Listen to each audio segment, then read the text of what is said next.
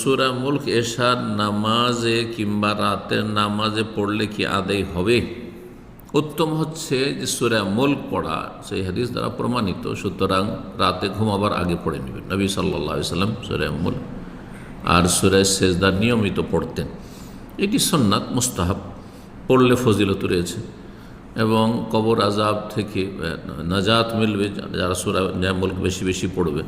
তো সূরা মুলক পড়বেন ঘুমাবার আগে, এটি হচ্ছে উত্তম। কিন্তু কেউ যদি মাঝে মধ্যে সলাতের ভিতরে ফরজ সলাতে পড়লো, আবার সুন্নত নফল সলাতে পড়লো, তো সেটি জায়েজ আর সেটি যথেষ্ট হবে ইনশাআল্লাহ, সেটি যথেষ্ট হবে। কিন্তু নিয়মিত আমল করা যে আমি এশার সলাত আর সুন্নত দিয়ে আমি সূরা মুলক শেষ করে নেব প্রতিদিন, এটা অভ্যাস বানিয়ে নিয়েছে, তো যারা এটা দেখবে জানবে তারা মনে করবে যে এটি হচ্ছে সুন্নতির তরিকা, একটি বিদআতের আকার ধারণ করবে। সুতরাং এটি জায়েজ নয়।